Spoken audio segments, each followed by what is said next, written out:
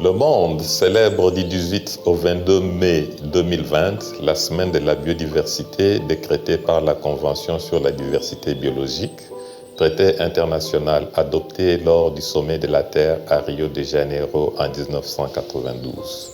Le thème de cette année est « Nos solutions sont dans la nature ». La biodiversité désigne la variété des formes de vie sur la Terre.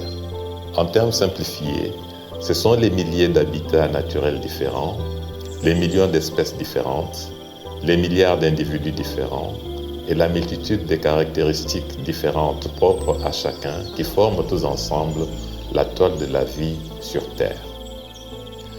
La biodiversité totale de notre planète est immense, ce qui est une bonne chose, car plus la biodiversité est riche, plus la vie est assurée sur la Terre, y compris la nôtre.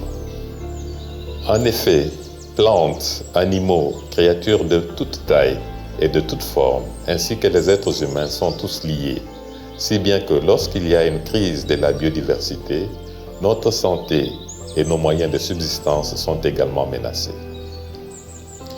Il a été rapporté que nous utilisons actuellement 25% de ressources naturelles de plus que ce que la planète peut supporter. En conséquence, les espèces, les habitats et les communautés locales sont chaque jour soumis à une pression qui ne seront bientôt plus supportées. Ces 50 dernières années, nos activités ont considérablement réduit la biodiversité sur Terre.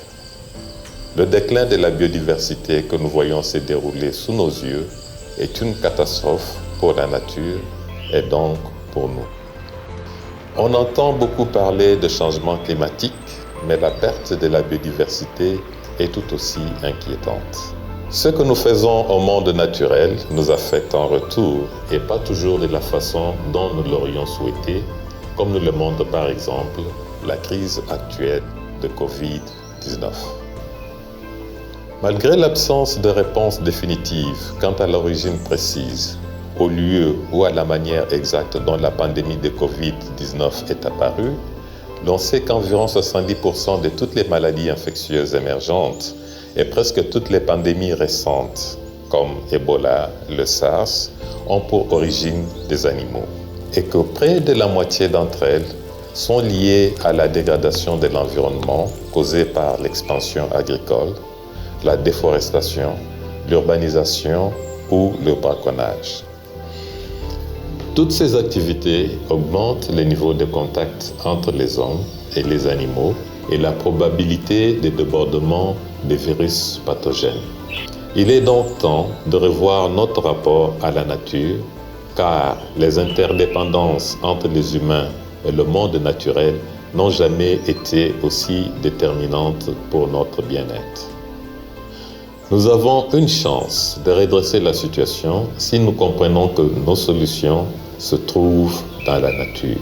Qu'il s'agisse de la sécurité alimentaire, de l'approvisionnement en eau, des changements climatiques ou de la santé des populations, la nature peut nous fournir des solutions. Celles-ci passent notamment par la conservation et la restauration des forêts et autres écosystèmes terrestres, la conservation et la restauration des ressources en eau douce et des écosystèmes marins. En agissant ainsi, nous garantirons que la nature joue pleinement son rôle en tant qu'un des éléments clés du développement durable. C'est la voie à suivre et c'est l'une des raisons pour lesquelles l'humanité a besoin d'une nouvelle donne pour la nature et les peuples, c'est-à-dire un engagement de tous, aussi bien des États que des simples citoyens, pour inverser la perte de la biodiversité et garantir l'avenir de la vie sur notre planète.